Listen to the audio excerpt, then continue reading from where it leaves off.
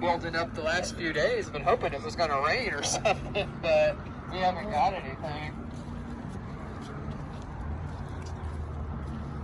Y'all got some rain? I think my parents have mentioned rain down that way more recently than the rain here. We got a key with what we got. We didn't really get it rain. Here, like 2 weeks in a row. Actually, like 10 o'clock tour, like 2 Thursdays and Fridays in a row. It's kind of like for about 40 minutes. But we haven't had much rain. Maybe early May, probably had a couple good rains. I think everything around here is at about 50% where we should be with rain for the year. Yeah, like Texoma up on the border was kind of high, but now it's low. But it's fed from, they got the Red River and the Ouachita Northwest. Yeah, I was seeing the other day about one of the smaller little communities east of here talking about, coin flip of running out of water here, Now Tyler's rationing right now. Yeah, I mean, they probably need to be here. I think they were building some new reservoirs east of here because there's such a huge population influx coming in. You have so many people. A little bit of rust. Everything that made this a nice area kind of goes away once everything. Well, it's nice. It's in the country. We're close to Dallas, but it's open and quiet, and this keeps growing and growing. So it's like everything you see around here is so new. I mean, this building is one of the older things in Frisco. Find this kind of Main Street area, but it was Frisco. Like this is an old rocket factory right here.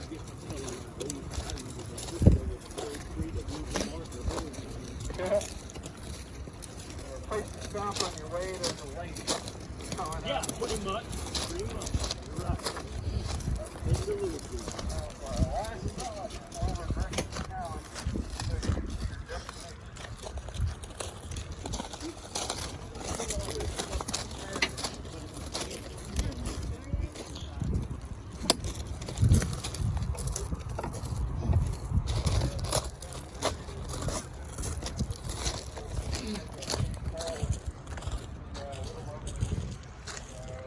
Unbelievable. Probably be being built over here instead. Right. So land would have been more valuable to get rid of a different way. So feel free to utilize what little shade we do have with some of these.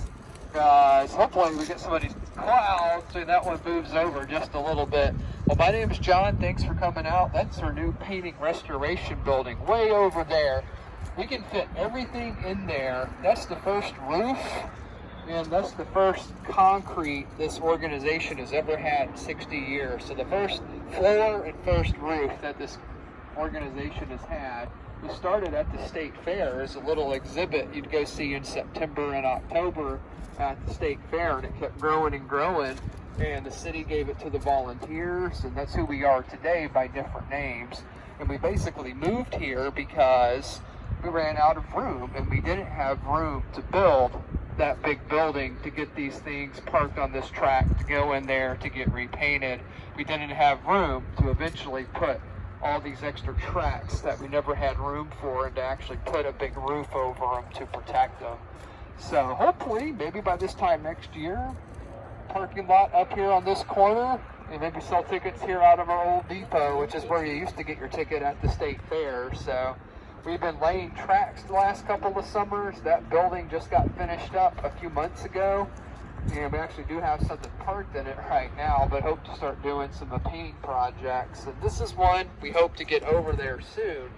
We hope to get an estimate on cost when our painters paint the stuff that's already funded. We want them to kind of give us an estimate on this bad boy. It's a 1940 Gg1 Electric, and they were pretty iconic engines when General Electric built them with the Pennsylvania Railroad in the 1930s. And the thing I like to emphasize for how unique these were, in 1935, all your mainline stuff, for the most part, steam engines. So these big electric engines You had electric lines between New York City and Washington, D.C. already, but these would kind of be the most famous that really come out of that, formative years in the early 1900s when that system was built. And these were really famous, I think, because, Lionel advertised them a lot. This was one of the popular model trains you really got after the war. And they were streamlined, so they were really smooth and curvy, unlike, kind of the big blocky, steam engines and stuff like that. So they were super unique. Raymond Loewy, the famous industrial designer, gets credit, by designing the big streamlined body. Because the first one was all riveted together. And this, I think, was the biggest cast piece of steel at its time when it was built. I may be wrong, but somebody mentioned that, and I can see that being true just based on that era. But a lot of people are always like, how'd that end up in Dallas? Because these ran on the electric lines up in the Northeast. Well, it was retired in the early 1980s, so it actually had about a 40-year career. And then through a locomotive swap, I was able to get it a few years after it had been retired, repainted it. It was Metro. When we got it, and repainted it into the Pennsylvania Railroad Brunswick Green, but it's been 6 years since it was repainted, so that's a bad job current it's not currently cosmetically really bad. There's some of them, but you can tell, a lot of this stuff will look like it's been outside for years. And that's why it's all here in Frisco starting anew, so we can actually build around it to properly present and preserve. So we'll turn our attention here to our 1925 sleeper Glen Nevis. It gets really hot here in the summer, but you're out of the sunlight, so it's going to actually feel cool in there for a few moments if you want to walk through it. And this was your first class car where you had your own room on the train. And what we're going to do is we're going to go up on this side for those who want to go in, walk through it, and then we'll exit on this side, and we'll be right over here by this big DEA-40X, this big yellow Union Pacific engine. So if you want to go on up, I usually just go up sideways because the stairs are pretty narrow, and you'll see the handrails on the right, and you'll see some rooms are set up for nighttime use, will look like bunk beds, and some will look like couches set up for daytime use. And then I will meet you on the other side where you'll exit. And this is Glen Nevis, I forgot to mention. Ran on the Seaboard Railroad from usually the route Virginia down to Florida and Alabama, kind of from mid-Atlantic down to the Gulf.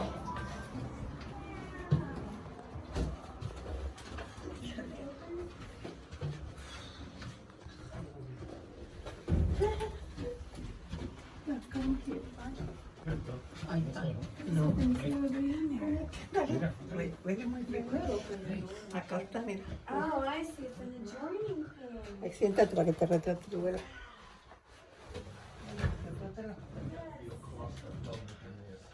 Oh, I love it. And look, it's an entire bathroom. Like an entire bathroom. Otra cama, dos camas. Dos camas hay aquí. Son chiquitos. Mira, dos camas. Okay, but anyways, That is really cool. a little place to sit. DDA-40X locomotive. Got your own sink, got your own bathroom.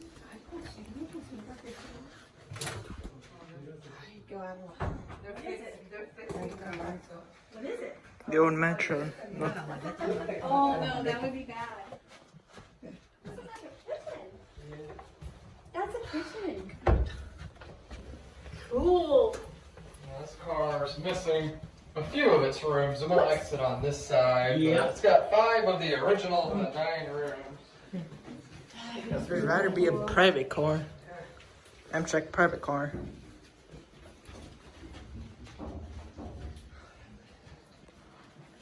Wow. This is really cool. Oh, thank you. Usually we have another car or two hooked up to it that we'll walk through, but we got them over there being worked on, and there's just not a way to get in them without going through this car. So we hope to get it hooked back up as soon as our engine starts. Is there a place still to enclose all this to get it out together? Yeah, so kind of around where we're standing is going to be kind of near the back of the big room. And like this locomotive right here, the TXI logo, and kind of white in the rust, that's number 3. So 3, 4, 5, 6, 7, and 8 are going to have all the big walkway platforms and the big roof. Kind of starting right back here. And you can see they've kind of been spreading some of the gray rock, and where the pigeon just hit a hole in the side of the roof. I was going to say, look for the pigeon. But you see the empty track and the car to the left, and then the silver one to that one, both to the left of that. Those are the 2 tracks we got to clear everything off of first. And that's what we're hoping to be doing right now. But starting, but Air we're hoses, going to charge the batteries a little longer. Just trying to get to the point where we need new ones. We don't run it all the time, but I'm sure this heat doesn't help with their longevity. So watch your step around this part here, just because we are near one of our switch frogs, so got lots of extra rails. But this is the biggest diesel electric engine ever built right here. It's 98 feet, 5 inches long. It was called the Centennial. They were built from 1969 to 1971. In 1969, and feel free to use some of the shade, I will too. 1969 was the 100-year anniversary of the Transcontinental Railroad's completion. So the very first one of these went out to Utah for that, and they were dubbed the Centennials. And basically, how you got to be this big was the 60s was, let's take 2 locomotives and smash them together into one. And this is 2 3,300 horsepower turbocharged 16-cylinder diesels put together into one body, 6,600 horsepower. And it's hooked to the electric generator, and the traction motors that move the locomotive, they're geared for 90-mile-an-hour top speeds. And these were built by General Motors Electromotive Division. And we have a couple, kind of pre-war, post-war, your first generation. But, these 2, this one and the Santa Fe, really good 1960s, kind of your big second generation, if you want to call it that, of your big diesel electric locomotives. And this is one of 13 that are left out of only 47. So not super, super rare, but, pretty rare. And it's pretty cool to have it, because we'll see Big Boy down here at the end, the biggest steam engine ever built, and both were used by Union Pacific. And well, we can say we're one of 3 places that can say biggest diesel electric, biggest steam engine ever built in the same location. And I think that's probably the biggest electric locomotive ever used in the U.S. too. So to maybe have one of each, that's pretty cool. And I didn't know anything about any of this stuff until about probably maybe the last 3 to 7 years. It's kind of when I really learned most of this. I knew a lot about railroad history in the U.S., but I'll charge you with the tours over there. Okay, just enough battery. coupler. Yeah, we've got a really good mirror collection, but it's just been sitting outside forever, and it looks like a lot of these other big museums that we kind of want this to look like in the end. You got a big room, an indoor parking facility. That's our, end goal, to cover these, get it protected. Material. This is a big Santa Fe locomotive. Pretty nice. It was built a couple of years before that was. This was the last passenger trains from Chicago to Los Angeles. And we'll just keep walking so we can go see the 2 big steam engines before we get super hot. I know you're all probably hot. I get used to it because I'm out here all the time. We can go up there on the way out. It makes for a really cool photo up there on the nose platform. But we'll kind of walk and talk past these 2, and then we once we get up here, we do get a little more of the breeze, which is really good. And we got some cloud cover. We got our two big steam engines, so they throw a little more shade out to the side. But this is a wrecked Alco PA here in the middle. You're like wondering, what is this, or what was it? What happened to it? And the answer of its kind of historic importance is this was built by the same company that built Big Boy, the biggest steam engine ever made, Alco. It's pretty amazing to think about. I think within about 3 years of building the last Big Boy steam engines, you know, the steam engine orders went away because nobody wanted steam engines anymore. And this was Alco's answer to General Motors, who's putting the pressure on and basically killing steam by themselves. And these were called PAs, and they were to compete with the E's from General Motors. And E's were the passenger locomotives. So that's why it's important. It was, you know, like the competition trying to keep up with General Motors. And it's important, too, because there's only 4 left. So it is a really rare engine. There's 2 in Mexico and 2 in the U.S., and those are the only 4 that still exist. And the other one that was wrecked did get rebuilt, so it is possible. And this rusty one is another Alco locomotive. It's an RSD1, and it actually ran overseas during World War II. It was built for the New York Susquehanna Railroad, but Uncle Sam needed it, so it actually went to Iran with the 762nd Diesel Shop Railway Battalion. And we all, you know, like, oh, it's hot here when it gets into the high 100s, but it was 120, 150 degrees where that was running in Iran.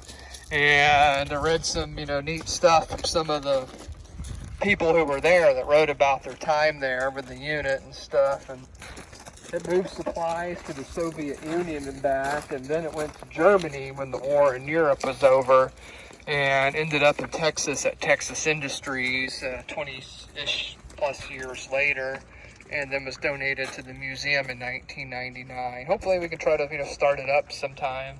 We're talking about things like that, because a lot of these have just been sitting idle, and it looked really pretty back when it was donated too, but 23 years out in the sun or so, it's gotten it to be pretty rough. I don't think it was necessarily the best paint job in paint either, but these are the tracks again right here where this rusty car is. Rusty looking car, it's actually a primer paint. We got to clear those 2 tracks first, maybe Monday, Tuesday, because that's where the first big platform's going to go in. And then these are the tracks that'll have the nice roofs so everything and everybody gets out of the sun and out of the rain, and we can get them repainted in our building, and then they'll be protected under the roof because they've been outside, some of these, for 60 years almost. And this big steam engine here, if you want to get adventurous, I just like to say, anything you want to take up there with you, just put it in your pocket, because you want all 4 points of contact. Both hands, both feet. Now this is a Baldwin 1942 484 Northern style steam locomotive. And the hard part is the first/last step for when you go up and down. When this gets parked over here with all the big platforms and then ramps and staircases, it'll be much easier. But for now, for those who are enterprising, I like to call it an authentic fireman experience. You can go on up. This is where the fireman sat, and the fireman's job was your water, 18,000 gallons in this one for the boiler, and then 6,500 gallons of heating oil, or if you had coal or wood, you got your fuel into the firebox to boil That was hard to get up. all that water into steam for the engineer to drive it. And I'm going to enjoy it. Take a shade myself. This is where the BNSF main line is. BNSF.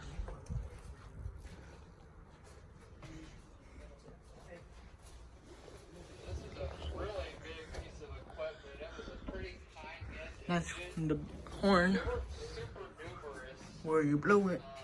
But these 484 I'd rather not. were popular from the mid-20s until one was built in 42 and operated until 52. So it had a pretty short operational career, but it's kind of so Unbelievable. Oversimplified, but World War II is kind of a good dividing line for the history. You got your pre-World War II steam, the diesel electric showed off during World War II, and then after World War II, the diesel electrics began to take over. And in 1947, the Frisco Railroad said, we're going all diesel electric, no more steam. So this was retired in 1952, hadn't really run even a full 10 years, and ended up in St. Louis, Missouri, waiting to be scrapped, but ended up in Dallas, Texas, about 11 years later, in the summer of 1964, this brand new state fair exhibit. Now this organization has this locomotive, and it was repainted for the state fair in 2011. It's 105 feet, 800,000 pounds. So pretty big locomotive. And the one we'll see next down here, and then we'll start to make our way back. It's the biggest steam locomotive ever Big made. boy, the biggest steam. 484 wheel arrangement. Big boys, 484. Smaller by about 6 inches, but it's got twice as many wheels. Right there. All the way over there. With the blue bonnet. We got some old Amtrak passenger cars. Old Amtrak passenger cars all the way over there. There's old Amtrak passenger cars.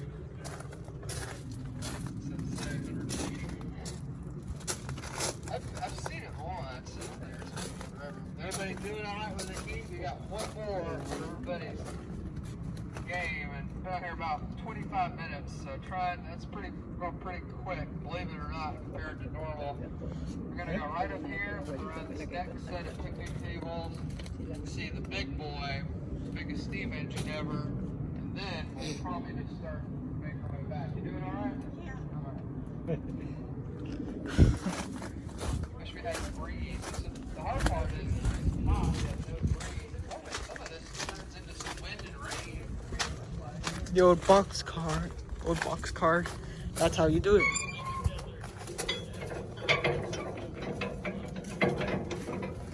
That's how you discouple the cars.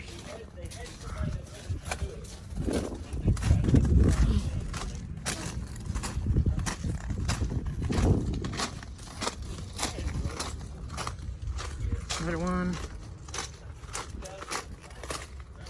Here we got other ones, which are right here, but it's not in use right now. But possibly it can be.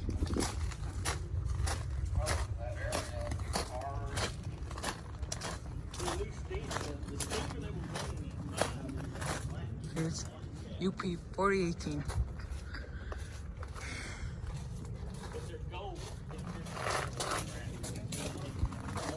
Here's Big Boy.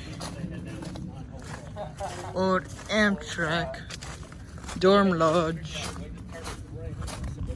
Caboose right there. Santa Fe. Alright, so here's the main attraction. 133 feet, 1.6 billion pounds. Union Pacific Big Boy. And these are, probably do a survey of general rail historians, rail fans. This probably show up on the top of all your lists and our visitors, for a dream piece of equipment to see, or one of the favorite things they ever got to see. Santa Fe. Blue bonnet. Oh, yikes. I think I got derailed right there.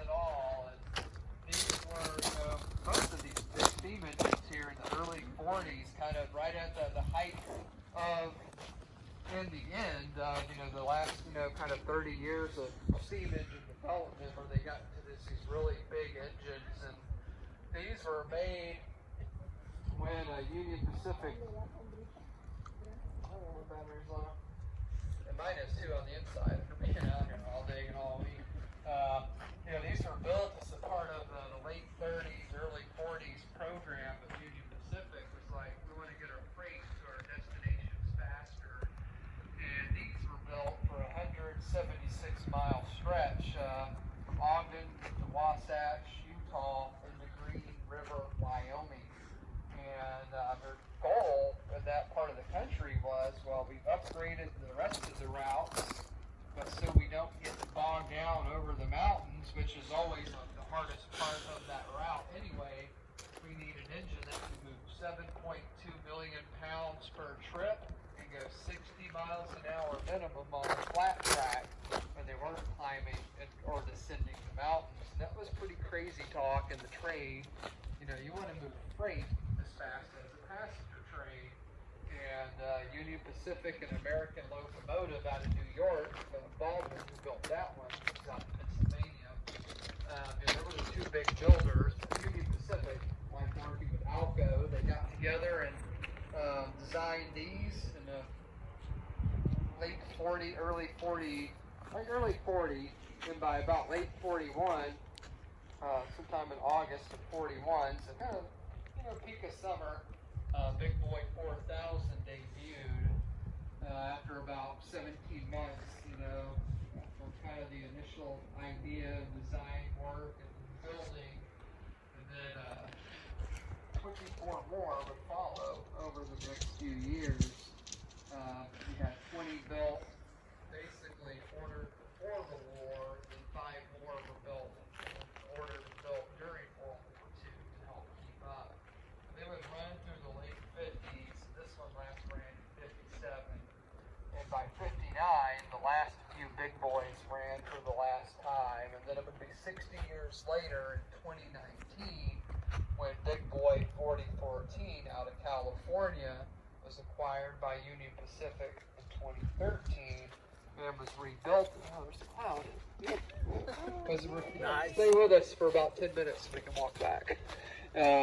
They took it up to Wyoming, and it was about a 5.5-year project, and they've rebuilt one of these massive machines. And has anybody seen 4014 by chance in this group? Where's it at?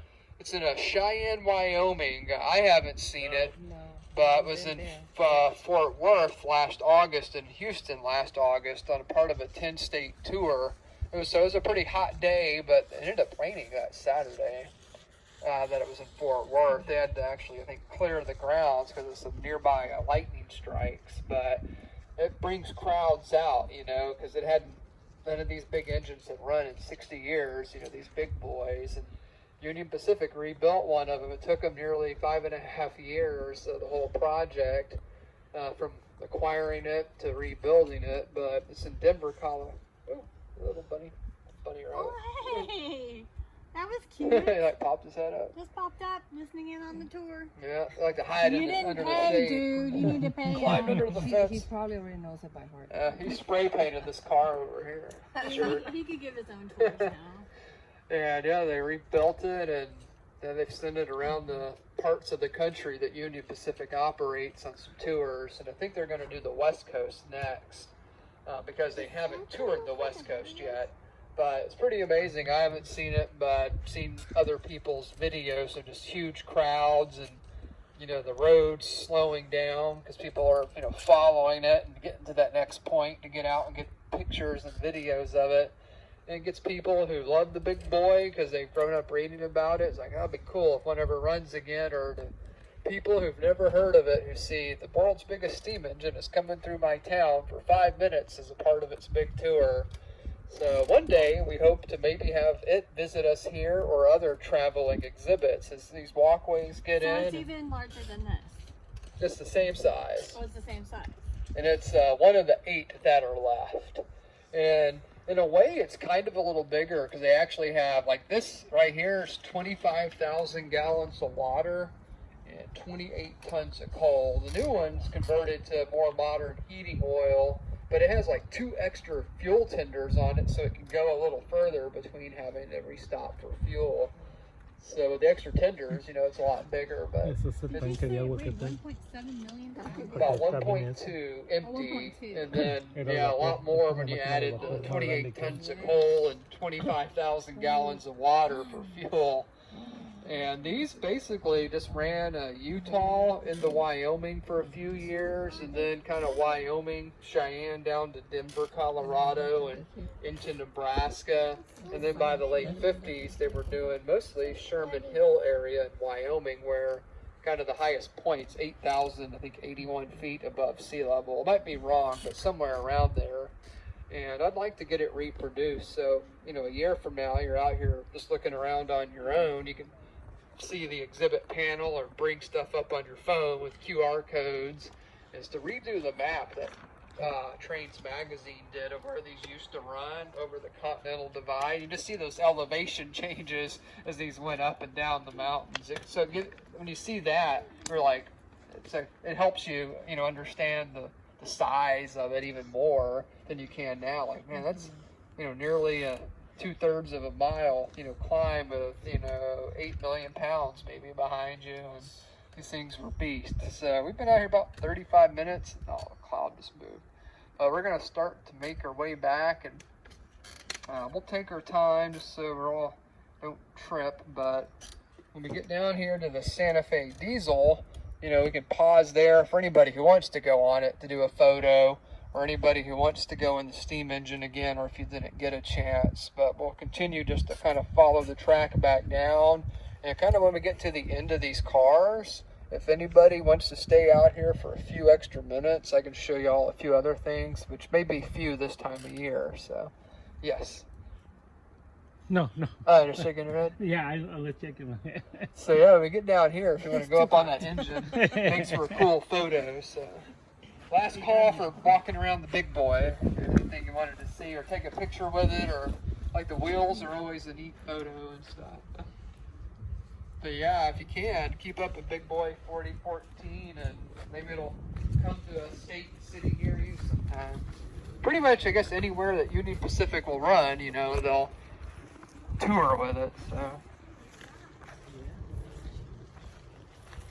yeah, hopefully here by the end of the year, got the nice walkways, and then eventually, once kind of all this stuff gets real heavy into going, it's going to be starting the big capital campaigns and for the big roof, which is the roof. You can really say, you know, an exclamation point on the whole thing, you know, to get everything covered. Because the goal is today, this is like working out in a real rail yard. I mean, it's no shelter except under here with the rabbits and pigeons. Yeah. But eventually, want it to look like a big passenger station. Definitely. So hopefully, within the next half a year to year, you know, we can have it open to where you can look around for 5 minutes or 5 hours and do some special, very limited, like 10 people, 15 people tours. Maybe go in some additional cars and things. You know, as we're working on some of them. A lot of them just need to be, you know, cleaned up, and you know, they're old and musty. You don't have any air moving in them, but Yeah. you know, right here, what they were doing yesterday, they were trenching and working on the conduit. They put all the power along the tracks too, and that'll give us power for putting Metro, lights for anything. the old electric ones. And also, so we can plug in some of the cars.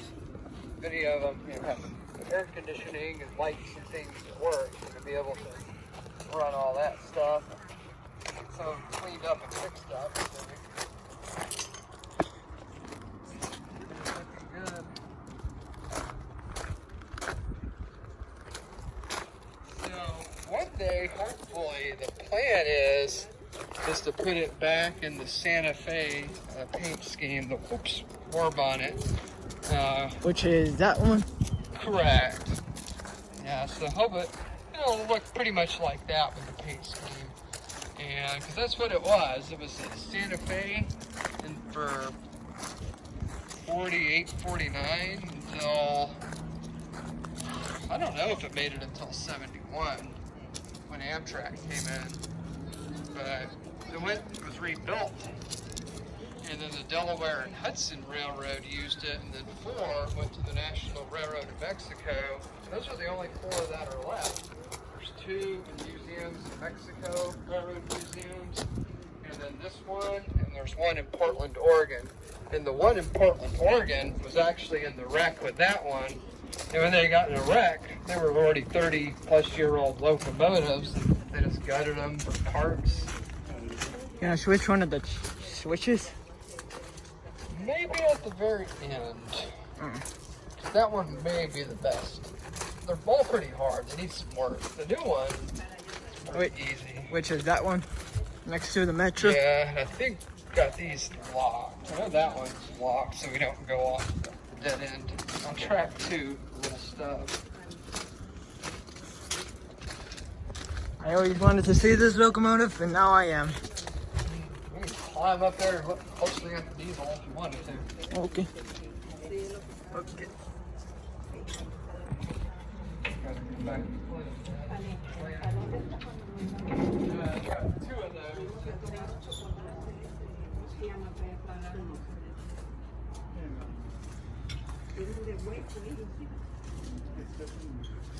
Large one.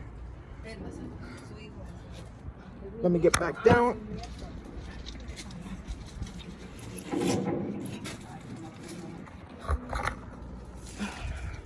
¿No te acuerdas cuando te llevamos para allá, para aquel lado, mi amor, que nos te dieron el chocolate?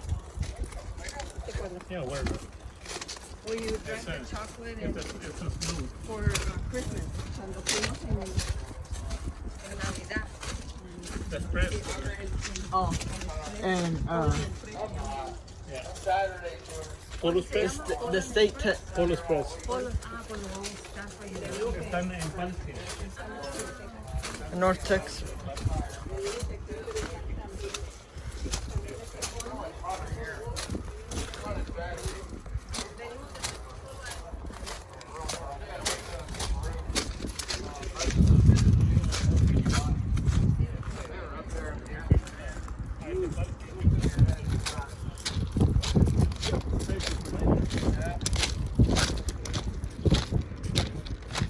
Well, we got a breeze.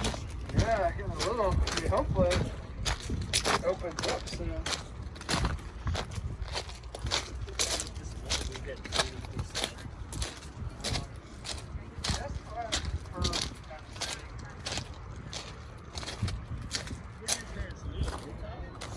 So they live down in Rusk. Rusk? Brother and his girlfriend live. I don't know, Maydell, maybe I think it's where it is. Here we. My other brother is there. I went to school in Nacogdoches.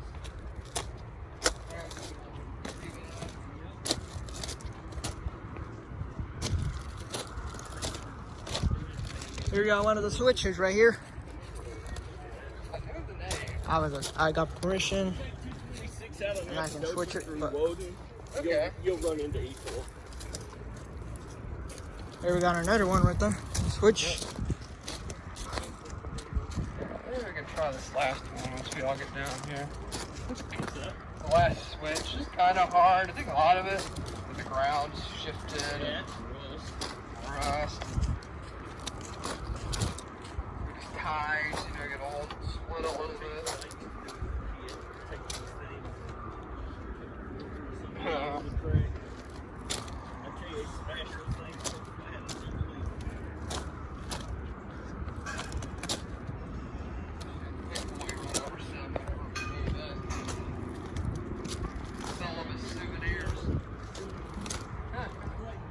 I was allowed to switch the track for permission. I asked, and they gave me permission. So we'll wait for everybody to get down and exit or get on the other side. And we'll do it under one condition. We gotta move it, and then it goes so fast. We gotta move it back. Let me turn this off here.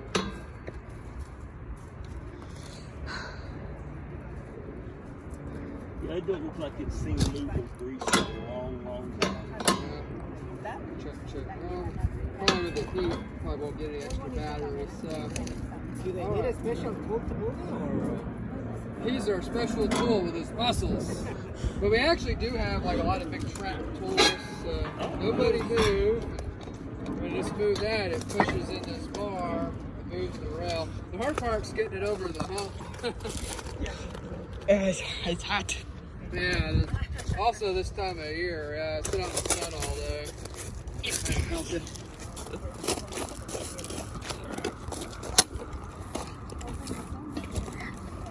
My bottle down. Oh, this. Right. Yep. That one's fairly easy. The other one up there is pretty hard because when we're moving all of our cars around, like we'll use our engine right over here by the depot, and we back everything out right past here, and then we can push everything up onto the different tracks to get everything parked where they need to go. And yeah, it's gloves and lots of water, and it's hard work moving these. And like that other one over there, sometimes I gotta like stand up and jump down on it because it doesn't want to move. And like one of our brand new ones, it was like, man, I could use my pinky. It moves so easy. But yeah, this is pretty hard. They used to keep them greased too. I know when up there where I grew up on the switch tracks, they could just take one hand and move the things. So probably within the next year, or by the end of the year, when we really get into all of our, big moving of equipment, we probably need to do a lot of good maintenance on it. We'll be moving them a lot then. I was glad to see it move from the fairgrounds because it was just sitting out there deteriorating. Yeah, this gives it a good chance for a better, long-term survival. There's some cars and stuff on there across the fairgrounds. I'm moving that stuff. That stuff is just basically junk. That's somebody